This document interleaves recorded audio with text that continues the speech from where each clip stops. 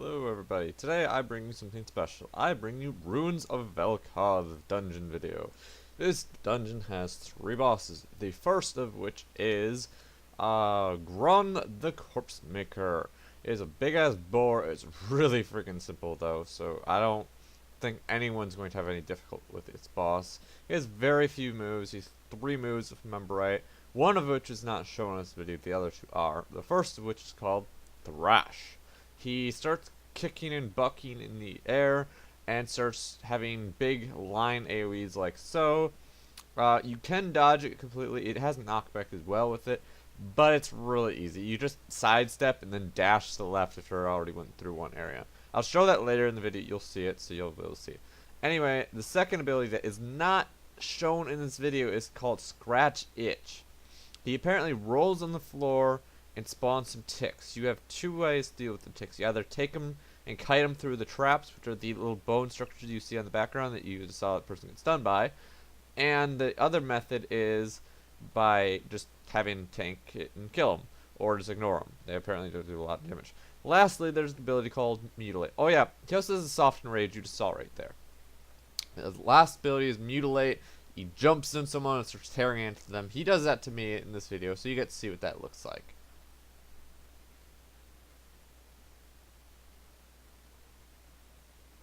And moving on to Slave Master Druck. Slave Master Druck is a very simple fight as well.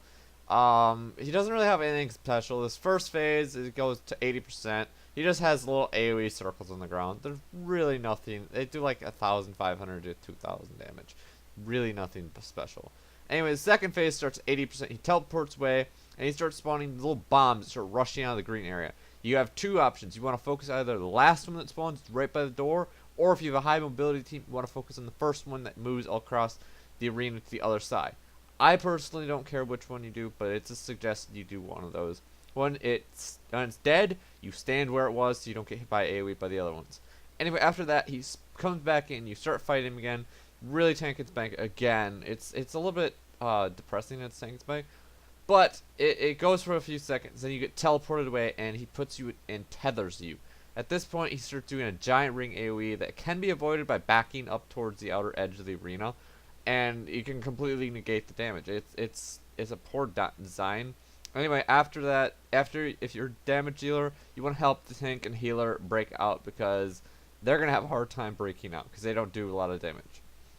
Anyway, so after that, it goes back into normal tank and spank fight. You just do phase 1 again, and it's really simple. It's just little ring AoEs, whatever. Anyway, after that, he will teleport away again. Here in a second, I'm sure. There you go. He teleports away. He targets one person. It tells you that, oh yeah, that's a bug. It's saying Gron goes into frenzy. I should have reloaded my UI. Whatever. Anyway, he targets one person and puts a dot on them. And when it has that, he's spawning little bots that'll start focusing on them. Except right now it's bugged in the current beta, so I don't have a video of it. I'm sorry about that. Anyway, so they're supposed to chase someone down, and if they get to them, they explode. So you're supposed to run away. You're supposed to kite them and do damage if you're ranged, like something like a spell slinger or something. You could still do damage, or like an engineer even. You could still do damage while you're running away from them. But since they're bugged, they stand there and don't do anything.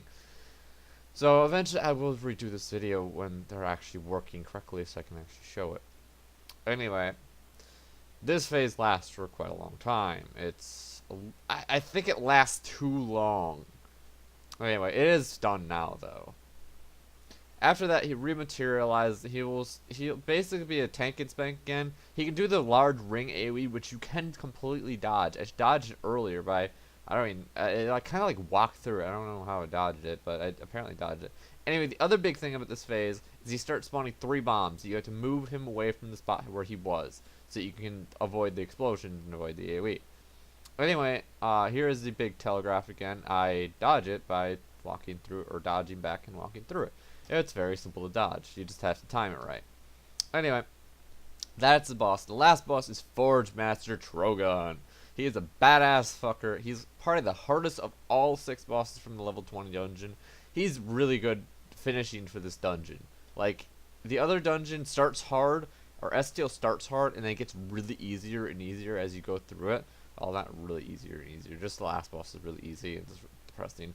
Anyway, so this boss, there's giant fire things. You see the giant like flaming pillars. Those are an ability he can spawn those, and you want to dodge that because it'll knock you down and also do tons of damage. I dodge here, but later I don't, so you get to see that. Anyway, so aside from that, the first phase just has a lot of little red circles that you have to dodge, and that's really it. After a while, he will raise his hammer up in the air, which you see right now, that he starts spawning these green orbs that come in towards him. If he gets them, he gets a damage buff. If you get them, you get a damage buff, and also a support, or it's a assault power and support power buff. You want to get them, otherwise he will get them, and that's not good. You can interrupt the hammer slam down the ground that spawns the fire things. You can interrupt that, but my group doesn't, so it's a little bit rougher than normal.